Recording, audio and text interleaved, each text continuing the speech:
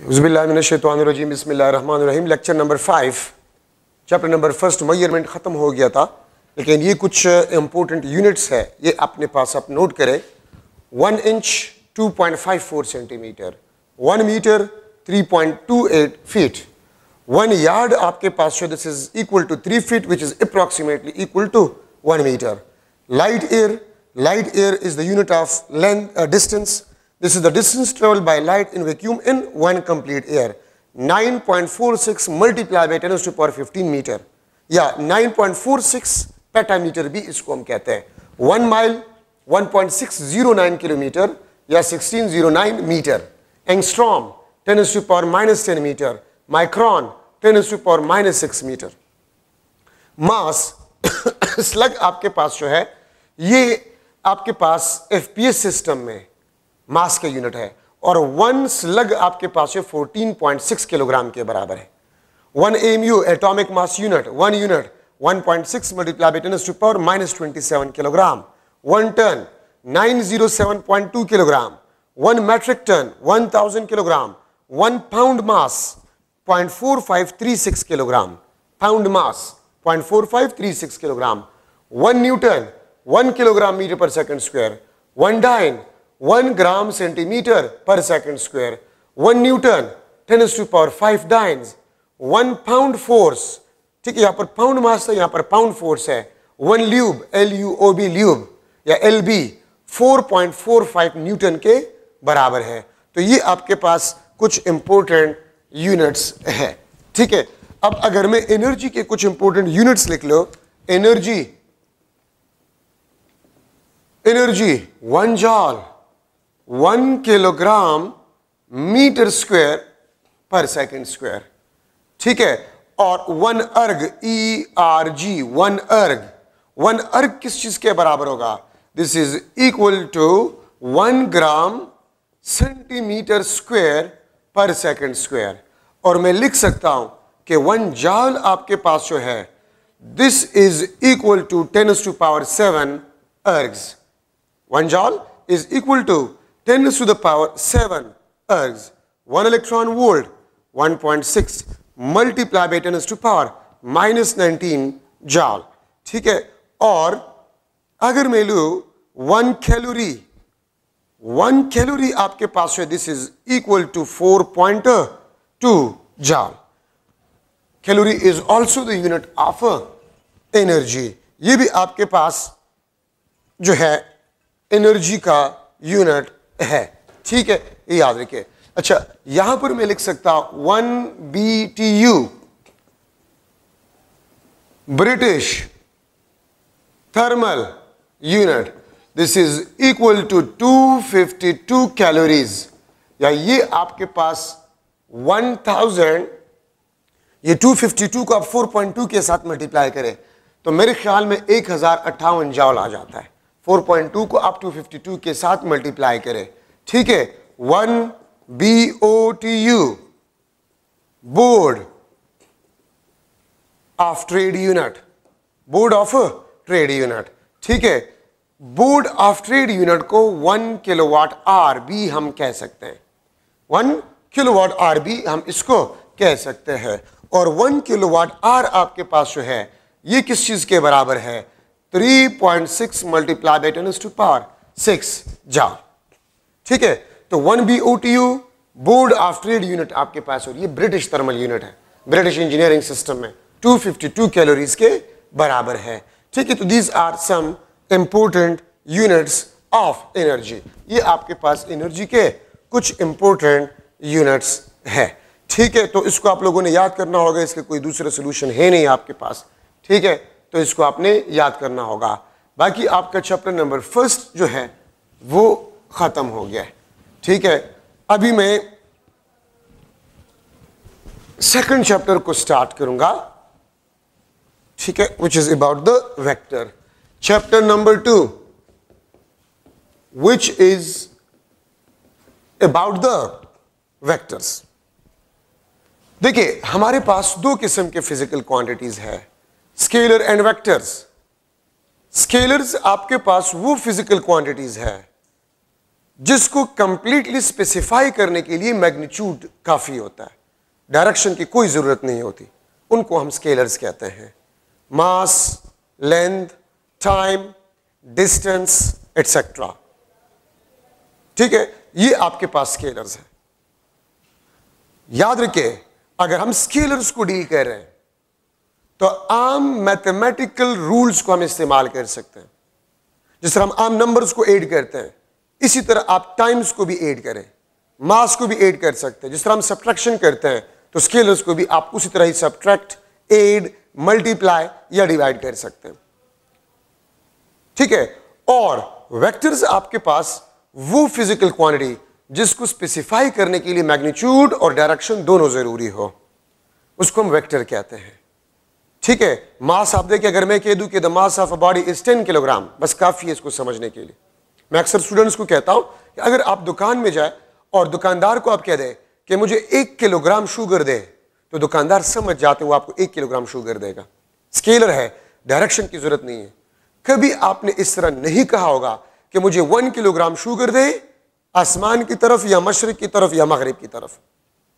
ठीक है, अगर आपसे कोई पूछे व्हाट इज द टाइम, तो आप कहते हैं 1 o'clock, काफी है उसको समझने के लिए। कभी आपने ये नहीं कहा होगा कि 1 o'clock आसमान की तरफ और 2 o'clock हमारे घर की तरफ और इस तरह। नो। सो स्केलर्स की स्पेसिफिकेशन के लिए डायरेक्शन का होना जरूरी नहीं होता, लेकिन वेक्टर को स्पेसिफाई करने के लिए मैग्नीट्यूड और डायरेक्शन का होना जरूरी होता है। ठीक है, मैग्नीट्यूड और डायरेक्शन का होना जरूरी होता है वेक्टर को स्पेसिफाई करने के लिए। ठीक है, तो vector this is equal to magnitude multiply by direction. ठीक है, अच्छा अब देखिए, वेक्टर के दो रिप्रेजेंटेशन है, graphical representation and symbolic representation. ठीक है, ग्राफिकल रिप्रेजेंटेशन आप एक लाइन को ड्रॉ करते हैं विद एरोहेड। आप एक लाइन को ड्रॉ करते हैं विद एरोहेड। ठीक है, तो आपके पास जो लेंथ है, लेंथ आपको किस चीज को रिप्रेजेंट करता है? लेंथ आपको मैग्नीट्यूड ऑफ वेक्टर, और जो हेड आपके पास जो है ये डायरेक्शन को रिप्रेजेंट करता है।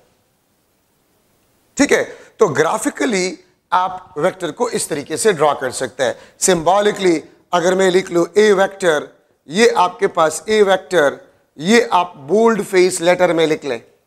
ठीक है, बोल्ड फेस लेटर में लिख ले या इस तरह आप लिख ले, ये आपके पास सिंबॉलिक रिप्रेजेंटेशन है। ठीक है, वेक्टर में। अच्छा, अब आपके पास vector algebra rules, vector algebra rules है आपके पास। अगर मैं दो वेक्टर्स को ऐड करूं, रिजल्टेंट आपके पास वेक्टर आना चाहिए। First, second, vector plus vector must be a vector. ठीक है, वेक्टर प्लस स्केलर, याद रखिए ये हमेशा वेक्टर प्लस स्केलर ही होगा। इसका मतलब है कि वेक्टर और स्केलर आप ऐड नहीं कर सकते। वेक्टर और स्केलर आप ऐड नहीं कर सकते। ठीक है, अगर आप वेक्टर को ले, ठीक है, और उसको आप एक दूसरे वेक्टर के साथ मल्टीप्लाई करें, तो ये आपको या तो स्केलर देगा या आपको क्या देगा? वेक्टर देगा। वेक्टर प्रोडक्ट, ठीक है, और स्केलर प्रोडक्ट आपके पास जो है आंसर आएगा। अगर आप एक स्केलर क्वांटिटी को वेक्टर के साथ मल्टीप्लाई करें, resultant must be a vector. और इसके साथ एग्जांपल है P is equal to mv, mass is a scalar, velocity is a vector। तो आपके पास मोमेंटम आ जाएगा, where momentum is a vector। ठीक है, अगर आप किसी स्केलर नंबर को 1 2 3 वगैरह, ये स्केलर नंबर है, अगर आप वेक्टर के साथ स्केलर नंबर मल्टीप्लाई करें, ठीक है, तब भी आपके पास वेक्टर आएगा। और सिक्स्थ रूल आपके पास ये है, vector divide by vector, this is not possible. याद रखें, वेक्टर डिवीजन आपके पास है, this is not possible. Vector division आपके पास पॉसिबल नहीं है। ठीक है, ये बात आप लोग याद रखें। तो इसका मतलब है कि वेक्टर्स को आप वेक्टर के साथ ऐड कर सकते हैं, स्केलर और वेक्टर को आप ऐड नहीं कर सकते। अगर आप दो वेक्टर्स को मल्टीप्लाई करें तो आपको स्केलर भी दे सकता है या वेक्टर भी दे सकता है। अगर आप स्केलर को वेक्टर के साथ मल्टीप्लाई करें, रिजल्टेंट आपके पास क्या होगा? वेक्टर होगा। अगर आप एक स्केलर नंबर को वेक्टर के साथ मल्टीप्लाई करें, रिजल्टेंट आपके पास वेक्टर होगा। ठीक है, वेक्टर डिवीजन आपके पास है, दिस इज नॉट पॉसिबल। ठीक है, तो ये आपके पास कुछ इंपॉर्टेंट डिस्कशन है। अच्छा, Cartesian coordinate system, 3 mutually perpendicular lines X Y, this is Z. ठीक है, 3 म्यूचुअली परपेंडिकुलर लाइंस आपके पास, ये 3 म्यूचुअली परपेंडिकुलर, ये भी 90, ये भी आपके पास 90, ये भी आपके पास 90। ठीक है, and they overlap at a single point, और जो ओवरलैपिंग पॉइंट होते हैं इसको हम ऑरिजिन कहते हैं। इसको हम रिड्यूस कर सकते हैं into plane X Y, Y Z, Z X. इसको हम प्लेन्स में 2D में भी डिवाइड कर सकते हैं। ठीक है, और याद रखें, अगर मैं एक्स वाई 2 जो है डायमेंशन सिस्टम लूं और मैं एक वेक्टर को अगर बना रहा हूं, ठीक है, तो ये आपके पास ए वेक्टर, दिस इज थीटा। ठीक है, ये थीटा आपको डायरेक्शन ऑफ वेक्टर के बारे में बताता है। थीटा आपको डायरेक्शन ऑफ वेक्टर के बारे में बताता है। ठीक है, और ऑरिजिन से हम इसको ड्रॉ करते हैं। सो कार्टेशियन कोऑर्डिनेट सिस्टम में आपके पास थीटा जो है वो आपको डायरेक्शन ऑफ वेक्टर के बारे में बताता है। ठीक है, अच्छा, अब आपके पास है कुछ इंपॉर्टेंट, सम इंपॉर्टेंट वेक्टर्स, कुछ important vectors. Number first, parallel vectors. Parallel vectors, वो वेक्टर्स जिनका डायरेक्शन आपके पास सेम हो। दिस इज ए वेक्टर, ये आपके पास बी वेक्टर है। ठीक है, this is A vector and this is B vector. ठीक है, तो आप अगर देखें, अगर दो वेक्टर्स का डायरेक्शन आपके पास सेम हो तो थीटा आप देख सकते हैं, थीटा आपके पास 0 डिग्री होगा। डायरेक्शन इज सेम, इसका मतलब ये है कि the angle between the two vector is 0। याद रखिए, पैरेलल वेक्टर में हम मैग्नीट्यूड और स्टार्टिंग पोजीशन को नहीं देखते, हम सिर्फ सेम डायरेक्शन को देखते हैं। मैग्नीट्यूड अगर सेम हो या सेम ना हो, स्टार्टिंग पोजीशन अगर सेम हो या ना हो, but if the only direction is same, तो फिर इसको हम पैरेलल वेक्टर्स कहते हैं।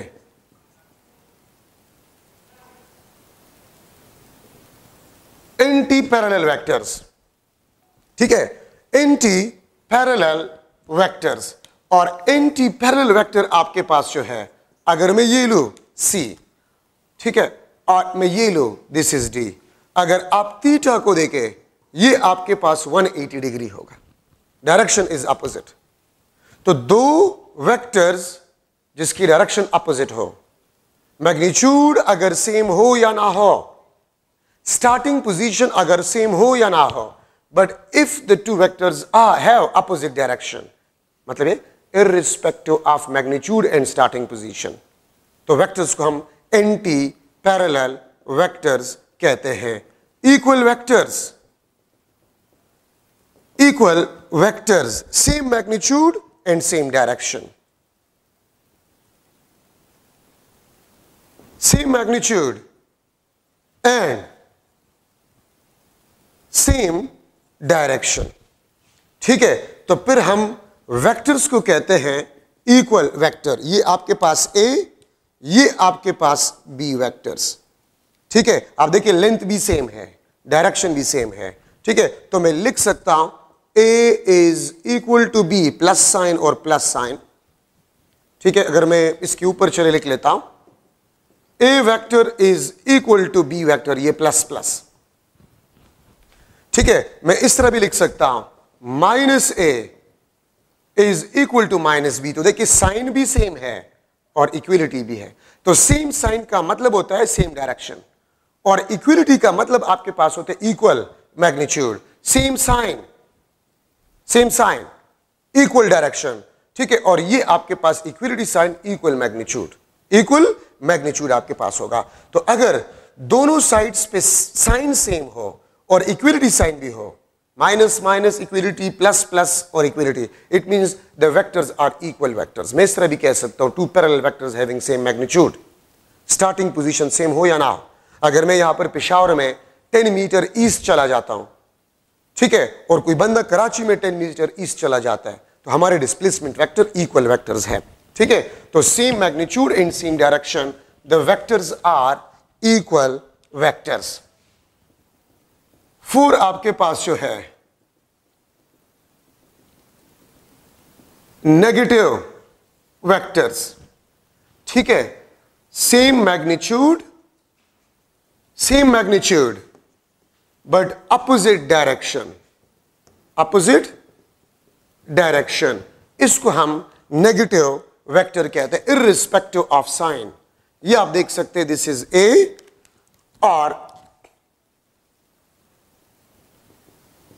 ये आपके पास बी, ठीक है।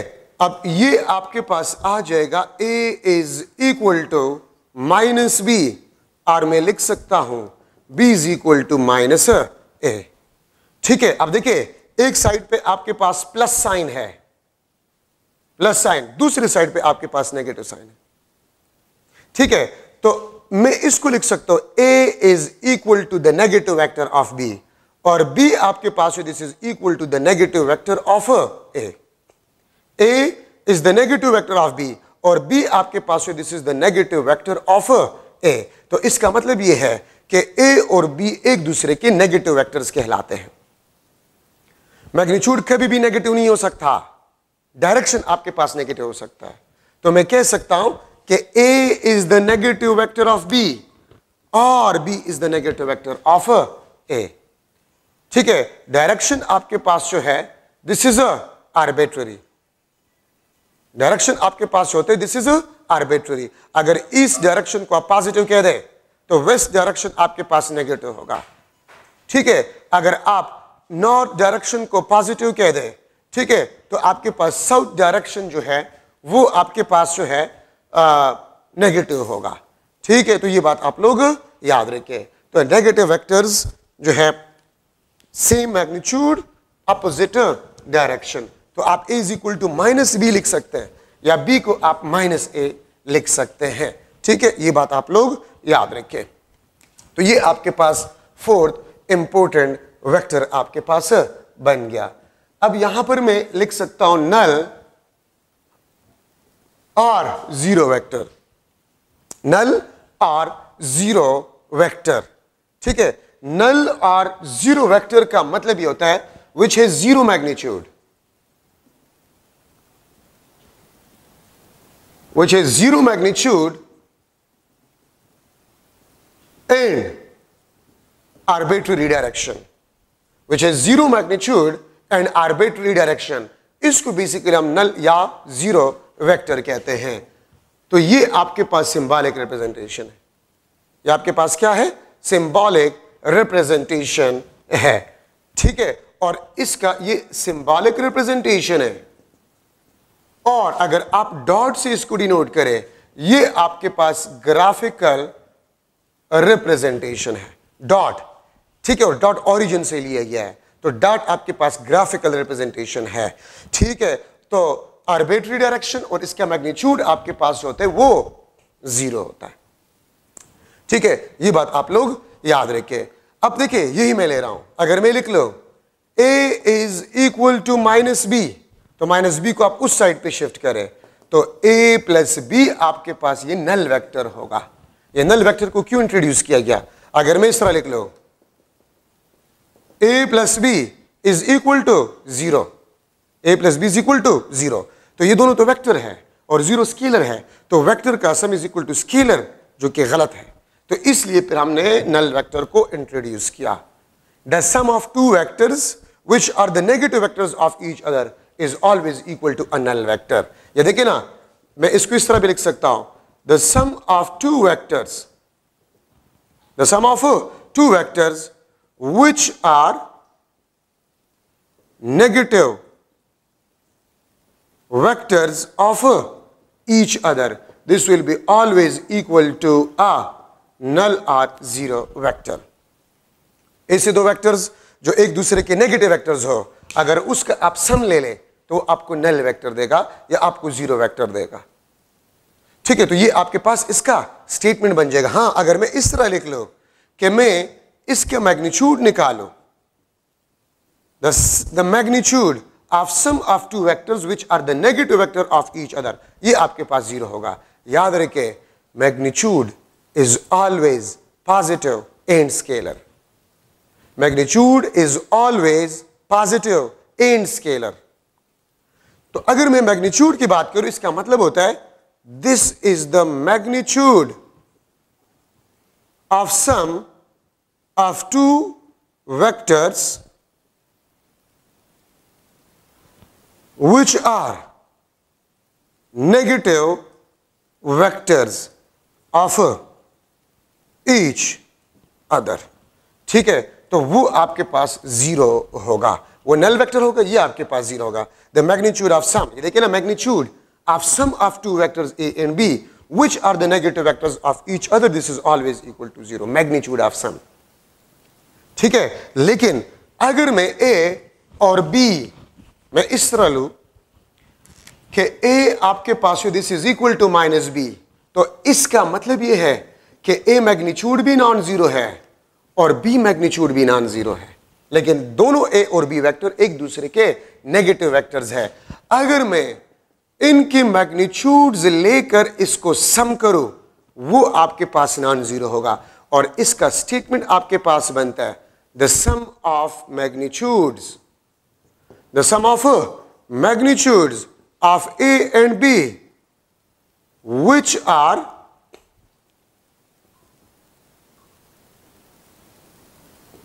negative vectors of each other। अगर आप थोड़े से स्टेटमेंट को देखें, ये आपके पास मैग्नीट्यूड ऑफ सम है, मैग्नीट्यूड ऑफ सम, और ये आपके पास क्या है, ये आपके पास सम ऑफ मैग्नीट्यूड्स है।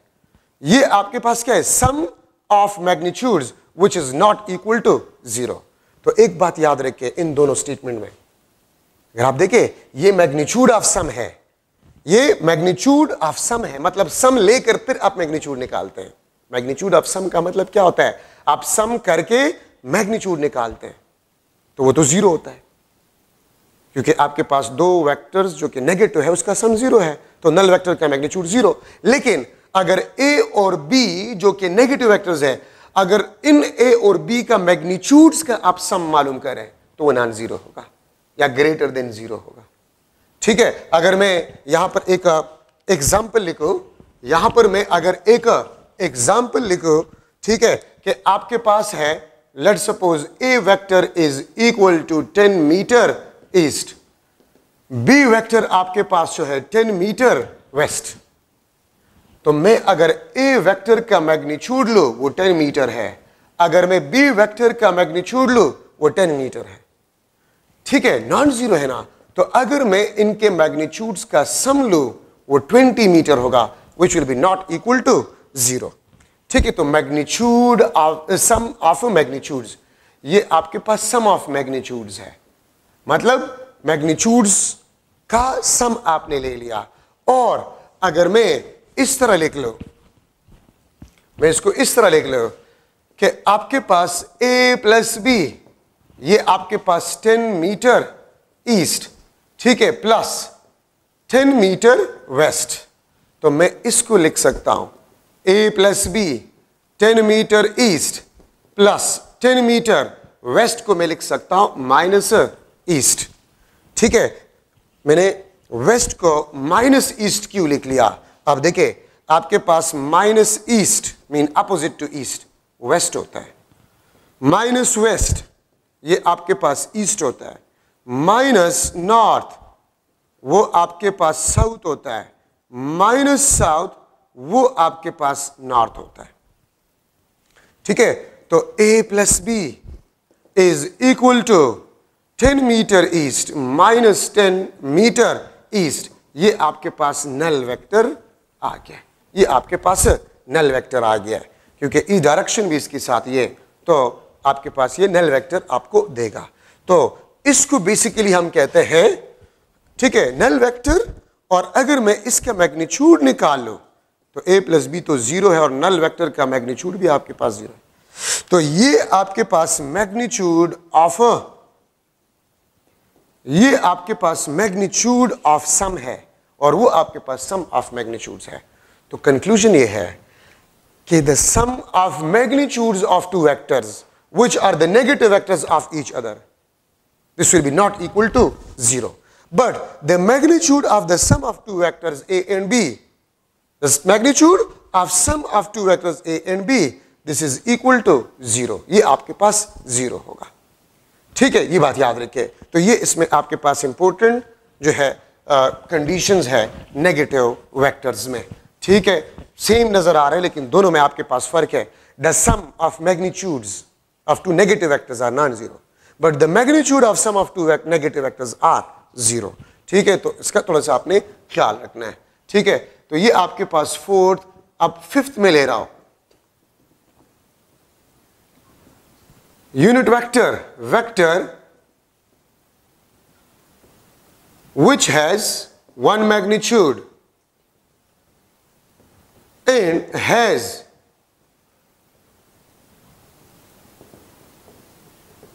Specific direction. ठीक है, इसको बेसिकली हम यूनिट वेक्टर कहते हैं।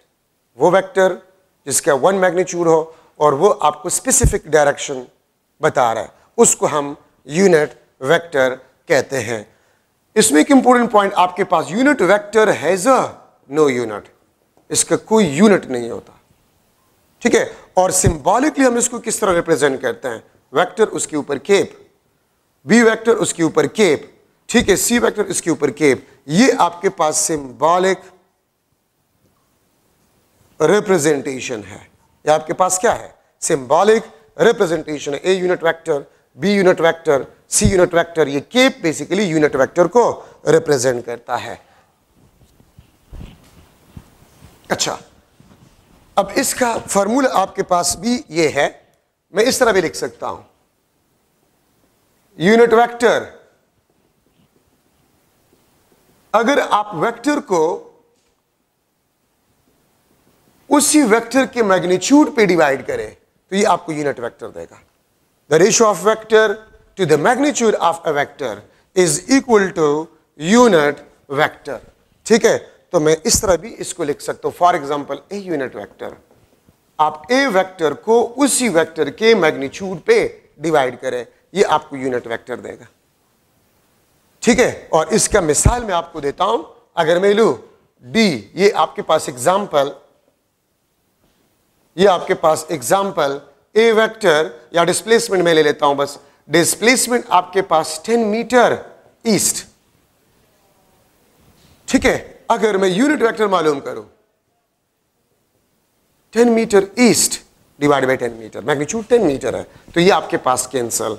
डी यूनिट वेक्टर आपके पास जो है वो ईस्ट को रिप्रेजेंट कर रहा है। अब यहां पर आप लोग देखें, इसका मैग्नीट्यूड आपके पास 1, मैग्नीट्यूड 1, और ये स्पेसिफिक डायरेक्शन को शो करता है। तो देखिए, ये आपके पास डिस्प्लेसमेंट वेक्टर है, इसका मैग्नीट्यूड 1 और स्पेसिफिक डायरेक्शन। तो देखिए, यूनिट वेक्टर का फॉर्मूला है the ratio of vector to the magnitude of a same vector. ठीक है, ये आपको यूनिट वेक्टर देता है, जो कि एग्जांपल आपके सामने है। ठीक है, तो अब आपको पता है, अगर मैं 3D में लिख लूं, a is equal to A X I plus A Y J plus A Z K, this is the vector in 3D। आई आपको पता है ये एक्स एक्सिस को रिप्रेजेंट करता है, जे यूनिट वेक्टर ये वाई एक्सिस को रिप्रेजेंट करता है, के यूनिट वेक्टर ये जेड एक्सिस को रिप्रेजेंट करता है। ए X I plus A Y J plus A Z के, अगर मैं यूनिट वेक्टर लूं तो ए X I plus A Y J plus A Z के, ठीक है, divide by magnitude A. Magnitude का फॉर्मूला उम्मीद है आप लोगों को आता होगा, ए x square plus A Y square plus A Z square under the root. ये आपके पास फॉर्मूला है यूनिट वेक्टर का। ठीक है, ये आपके पास vector and this the magnitude of a vector. ठीक है, मैग्नीट्यूड ऑफ वेक्टर का फॉर्मूला आपके पास ये होता है, ये मैग्नीट्यूड या ए, ठीक है, और इसको मैं लिख सकता हूं under the root of ax square plus ay square plus az square under the root. The square root of sum, the square root of sum of square of the magnitude of the components of a vector. The square root of sum of square of component of a vector is equal to the magnitude of a vector. And the ratio of vector to the magnitude of a vector is equal to a unit vector or direction of a vector. ठीक है, ये magnitude. और अगर मैं लिख लूं direction of vector, direction of vector this is equal to vector divide by magnitude, vector divide by magnitude, ये आपको डायरेक्शन ऑफ वेक्टर देगा. तो ये जहन में बिठा दें, अगर आप वेक्टर का रेशियो ले लें उसी वेक्टर के मैग्नीट्यूड के साथ, वो आपको उस वेक्टर का डायरेक्शन देगा. और अगर आप square root of sum of square of the component, square root of sum of square of the component of vector, वो आपको मैग्नीट्यूड देगा. तो vector divide by magnitude of vector, ये आपको यूनिट वेक्टर देगा. अब अगर मैं आपसे क्वेश्चन करूं, ठीक है, अगर एक एमसीक्यू में लिख लो the unit vector of vector 2i plus j plus k will be dash. ठीक है, तो ए ऑप्शन में लिख लेता हूं i plus j plus k, B option 2i divided by under root 6 plus j divided by under root 6 plus k unit vector divided by under root 6, C option आपके पास जो है that is 2i plus j plus k divided by 6, और D option आपके पास जो है that is i j k. तो आप ये बताएं कि आपके पास यूनिट वेक्टर गिवन वेक्टर का क्या होगा. तो सबसे पहले तो इसका मैग्नीट्यूड मालूम करें, सबसे पहले इसका मैग्नीट्यूड मालूम करें. 2 square plus 1 square plus 1 square under the root, ये आपको अंडर द रूट ऑफ 6 देगा. ये आपको क्या देगा? अंडर द रूट ऑफ 6 ये आपको देगा. तो देखिए आप लोग, अंडर द रूट ऑफ 6 किस में है? ये आपके पास यूनिट वेक्टर है. 2i unit vector divide by root 6, j unit vector divide by root 6, k unit vector divide by root 6. क्यों? क्योंकि मैं इसको इस तरह भी लिख सकता हूं, axi divide by magnitude of a plus ayj divide by magnitude of a plus azk divide by magnitude of a. इसको बेसिकली हम यूनिट वेक्टर कहते हैं. तो अगर आप किसी वेक्टर को उस वेक्टर के मैग्नीट्यूड पे डिवाइड करें, वो आपको यूनिट वेक्टर देगा. ठीक है, अगर आप इंडिविजुअल, मतलब मेरे कहने का ये है, इसको मैं इस तरह भी लिख सकता हूं, इसको मैं इस तरह भी लिख सकता हूं. ठीक है, axi divide by under the root of ax square plus ay square plus az square, ayj divide by under the root of ax square plus ay square plus az square plus azk. ठीक है, azk divide by under the root of ax square plus ay square plus az square. मैं इस a unit vector को इस तरह भी लिख सकता हूं, axi divide by magnitude plus ay divide by magnitude plus azk divide by magnitude. इसको भी बेसिकली हम यूनिट वेक्टर कहते हैं. ठीक है, तो आपसे इस किस्म के क्वेश्चंस भी पूछे जा सकते हैं कि what vector will be parallel to the given vector. तो याद रखिए, आपके पास एक वेक्टर का जो यूनिट वेक्टर होता है वो उसी वेक्टर के पैरेलल होता है. तो मैं आपसे ये भी पूछ सकता हूं, what will be the vector which is parallel to 2i plus j plus k. इसके पैरेलल वेक्टर कौन सा होगा? तो यही आंसर होगा, यूनिट वेक्टर ही उसी वेक्टर के पैरेलल आपके पास होगा. तो मैं अगर लिख लो कंक्लूजन में इस तरह लिख सकता हूं कि A vector A magnitude into A unit vector. मैं इस तरह इसको लिख सकता हूं, ये ए का मैग्नीट्यूड, ये उसका यूनिट वेक्टर. ठीक है, मैग्नीट्यूड और यूनिट वेक्टर डायरेक्शन, वो आपको ए वेक्टर देगा. ठीक है, तो ये आपके पास यूनिट वेक्टर में इंपॉर्टेंट डिस्कशन आपके पास हो गया. ठीक है, अब इसके बाद हम डिस्कस कर रहे हैं पोजीशन वेक्टर। ठीक है, पोजीशन वेक्टर, ये मेरे ख्याल में 6 नंबर पे हो गया। Position vector, position vector which locate a point with respect to origin. ठीक है, मैं इस तरह भी लिख सकता हूं, this is always drawn from origin of coordinate system.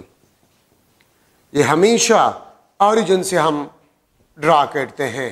This is always drawn from the origin of a coordinate system. ये आपके पास x, ये आपके पास y। ठीक है, अगर मैं एक पोजीशन वेक्टर को ड्रा करूं, this is r vector, this is point P और ये उसके कोऑर्डिनेट्स। ठीक है, तो r आपके पास ये पोजीशन वेक्टर को रिप्रेजेंट करता है। ठीक है, और r को हम लिख सकते हैं this is equal to x plus y। ठीक है, और इसको मैं लिख सकता हूं this is xi unit vector plus yj unit vector. तो ये इसका ग्राफिकल रिप्रेजेंटेशन है, ऑरिजिन से रहा है। ठीक है, और इसको मैं इस तरह लिख सकता हूं इन 3D। अगर 3D में हो तो r आपके पास xi plus yj plus zk। ठीक है, ये आपके पास 3D में है पोजीशन वेक्टर। तो मैं यहां पर अगर आपसे पूछूं कि एक मॉस्किटो है, अगर मैं एक MCQ बना लूं, mosquito is flying in a room whose coordinates are 1 to 3 meter from some corner of room, then position vector of mosquito will be dash। ठीक है, ये उसके कोऑर्डिनेट्स, ये x, ये y, ये z। ठीक है, तो मैं लिख लूंगा i unit vector plus 2j plus 3k। B option आपके पास जो है 3i plus 2j plus k। C option आपके पास है 1 प्लस 2 3 प्लस 3 6ij k। और डी ऑप्शन में लिख लो नन ऑफ दिस। ठीक है, तो आपके पास आंसर क्या होगा? तो आप ये देख ले, x, ये आपके पास x, ये y, ये z, ये इसके कोऑर्डिनेट्स है। ठीक है, तो what will be the correct option? None of this is the answer. क्यों? क्योंकि इसके साथ यूनिट है मीटर। यहां पर तो आपको ये नजर आएगा, लेकिन इसके साथ यूनिट नहीं है। ठीक है, तो मेजॉरिटी स्टूडेंट्स इसको सेलेक्ट करेंगे कि दिस इज करेक्ट। ये करेक्ट नहीं है। क्यों? इसके साथ मीटर यूनिट है, लेकिन यहां पर मीटर नहीं है। इसका आंसर आपके पास ये होगा i plus 2j plus 3k और ये आपके पास मीटर। तो ये करेक्ट ऑप्शन होगा, जो कि आपके पास नहीं है ऑप्शन में। तो none of these is the answer. ठीक है, मैं इस तरह भी इसको लिख सकता हूं 1 metre i plus 2 metre j plus 3 metre k। इस तरह भी मैं इसको लिख सकता हूं। तो ये भी करेक्ट है, ये भी करेक्ट है, और इन दोनों में एक भी नहीं है ऑप्शन में। तो none of these is the answer। अगर मैं आपसे पूछूं what will be the distance of the mosquito from this corner, ठीक है, इस मॉस्किटो का डिस्टेंस क्या होगा फ्रॉम दिस कॉर्नर? तो इसका मैग्नीट्यूड मालूम करें, 1 square plus 2 square plus 3 square under the root. तो 3 square 9, 2 square 4, 9 plus 4 13, 13 plus 1 under root 14 metre distance होगा इस मॉस्किटो का इस कॉर्नर से। अगर मैं आपसे पूछूं पोजीशन वेक्टर क्या होगा, तो ये। अगर मैं आपसे पूछूं how far the mosquito from the origin, what is the distance of the mosquito from that origin, तो इसका मतलब ये आपसे डिस्टेंस मांगा गया है। ठीक है, और डिस्टेंस के लिए आप इसका मैग्नीट्यूड मालूम करेंगे, 1 square plus 2 square plus 3 square under the root. ये आपके पास डिस्टेंस या how far the mosquito from the origin आपके पास बन जाएगा। So these are some important vectors. ठीक है, आप इसको जहन में बैठा दें। बाकी इसके बाद मैं क्या करवाऊंगा, डिस्प्लेसमेंट वेक्टर। अब ये पोजीशन और डिस्प्लेसमेंट वेक्टर बुक में नहीं है, लेकिन जरूरी है, तो इसलिए मैं थोड़ा सा करवाऊंगा। ठीक है, उसके बाद फिर हम स्टार्ट करेंगे एडिशन ऑफ वेक्टर। ठीक है, addition of vector by head to tail rule. Multiplication of a vector by scalar number, ठीक है, और रेजोल्यूशन ऑफ वेक्टर, ठीक है। ये आप पढ़ लें इंशाल्लाह। नेक्स्ट लेक्चर में इंशाल्लाह मैं इन चीज़ों को पढ़ाऊंगा। Thank you so much.